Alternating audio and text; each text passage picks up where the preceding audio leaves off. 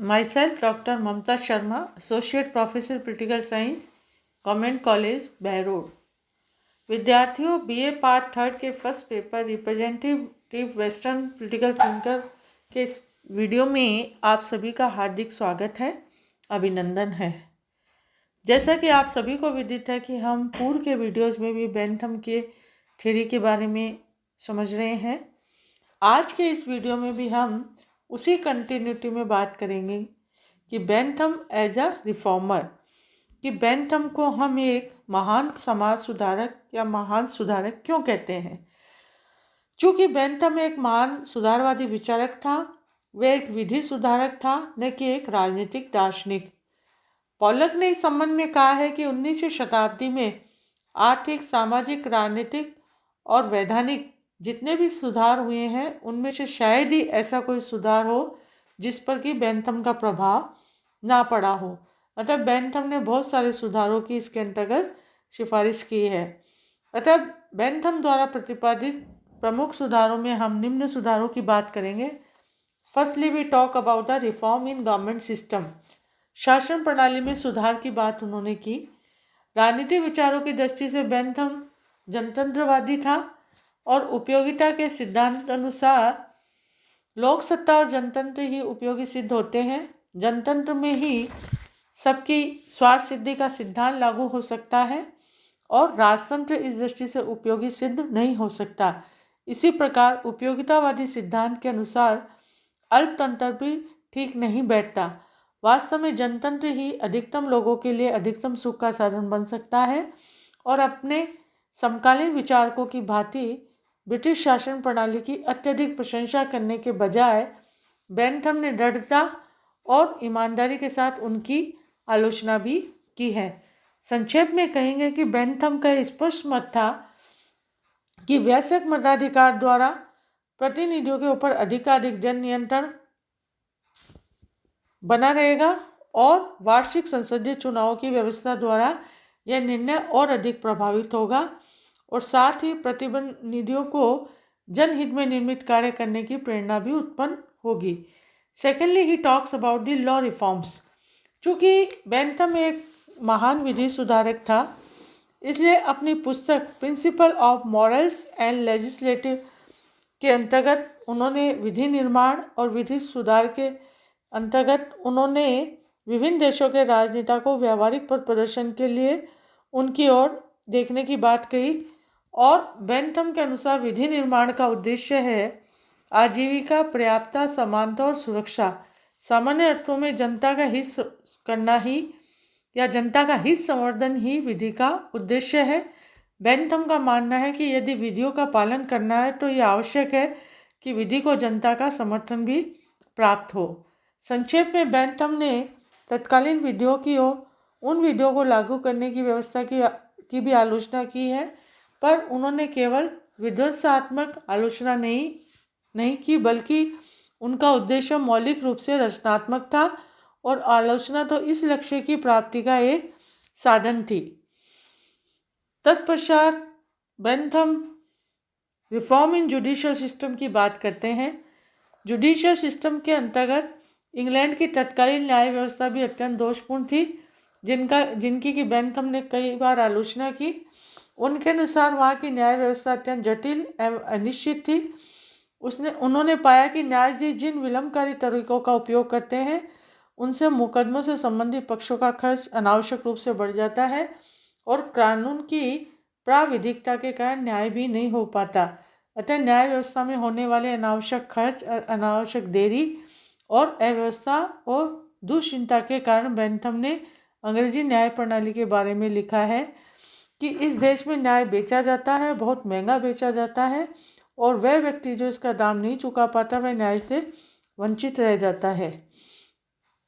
इस तरह से बेंथम ने एक रिफॉर्मर के रूप में इन क्षेत्रों में सुधार की बात की। तत्पश्चात हम बात करेंगे पनिशमेंट एंड प्रिजनर रिफॉर्म्स, दंड व्यवस्था एवं जेल सुधार। बेंथम के काल में फैक्ट्री कानून बहुत अधिक कठोर था। छोटे छोटे अपराधों के लिए मृत्युदंड की सजा दी जाती थी। अतः बेंथम ने इसका विरोध किया। उनका मानना था कि फौजदारी कानून मनुष्य के कारण है और अपराध से अधिक कभी भी दंड नहीं दिया जाना चाहिए। अपराध का निर्णय आनंद और पीड़ा के मापदंड से करना चाहिए। उनका कहना था कि दंड स्वयं एक बुराई है और पीड़ा का कारण है। अतः बेंथम ने दंड देते समय 4 बातों को ध्यान रखने की बात की। फर्स्टली, अपराध किस प्रकार का है। नंबर 2, परिस्थितियां जिनमें अपराध किया जाता है। नंबर 3, अपराधों का उद्देश्य क्या है। और फोर्थली, अपराध से किस प्रकार से व्यक्ति को हानि पहुंचती है। अतः बेंथम के अनुसार दंड निष्पक्ष होना चाहिए और उनके द्वारा अपराधियों को चेतावनी मिलनी चाहिए। अतः दंड को सार्वजनिक रूप से दिया जाना वह क्षमा के विरुद्ध था। यद्यपि बेंथम द्वारा दिए गए सुझावों को उनके जीवन काल में कार्यान्वित नहीं किया जा सका, फिर भी उनके समय में अब तक के कारागारों तथा अनुक्तालयों के में व्यापक सुधार किए और औद्योगिक विद्यालयों और सुधारशालाओं की भी स्थापना हुई।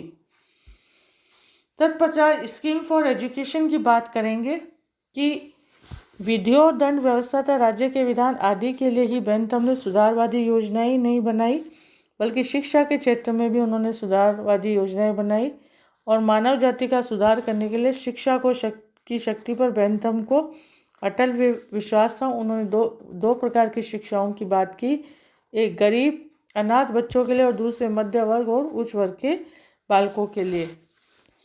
बेंथम के समय तक सर्वसाधारण की शिक्षा की अवहेलना की जाती थी, लेकिन बेंथम ने सर्वप्रथम जनसाधारण की शिक्षा पर जोर दिया और राज्य द्वारा शिक्षा दी जाने की बात भी इसके अंतर्गत कही।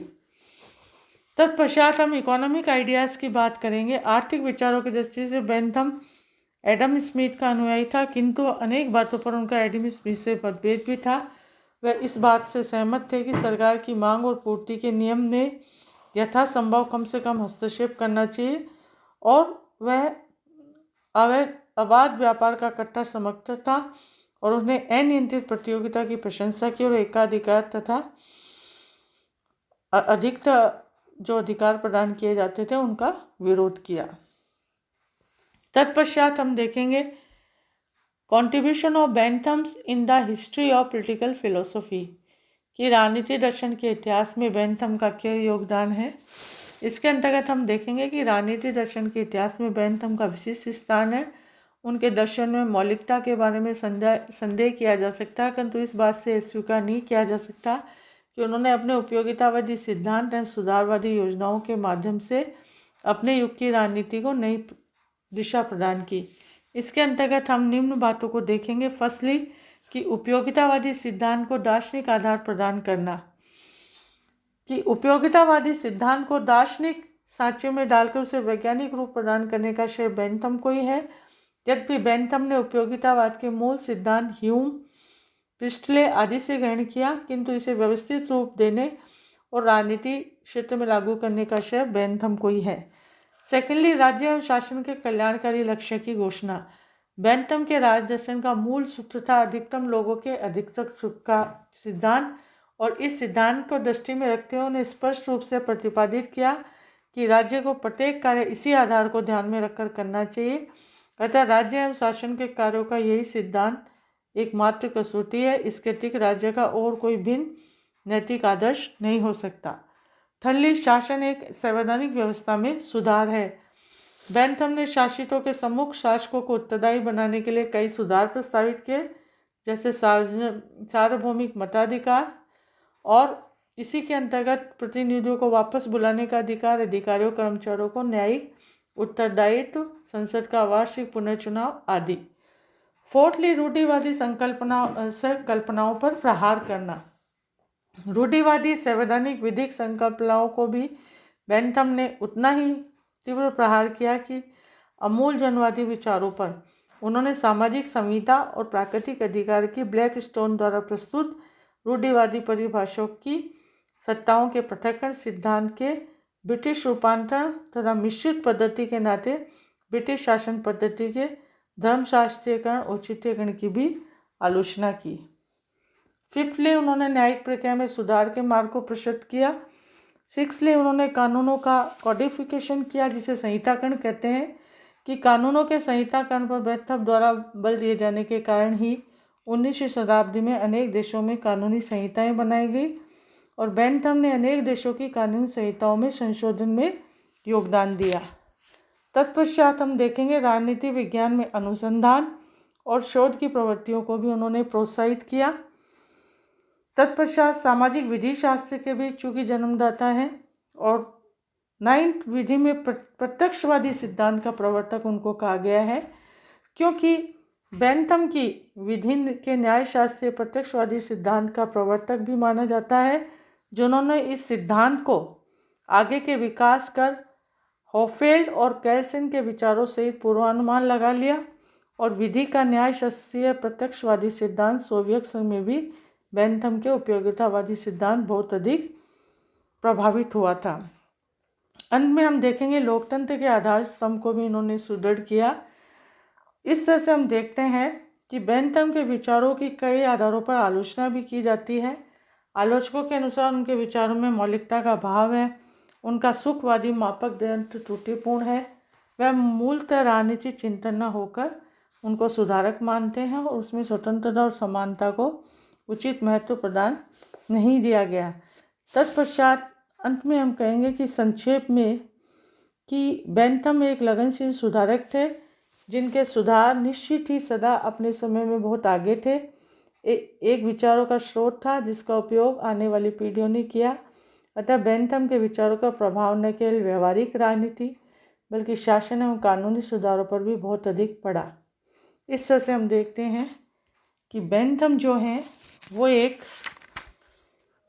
राजनीति दर्शन में उनको हम एक महान सुधारक के रूप में पहचानते हैं, न कि एक राजनीतिक दार्शनिक के रूप में। इस तरह से हमने बेंथम के विचारों को समझा। आज के वीडियो में हम इतना ही देखेंगे। नेक्स्ट वीडियो में हम नेक्स्ट थिंकर को लेंगे। धन्यवाद।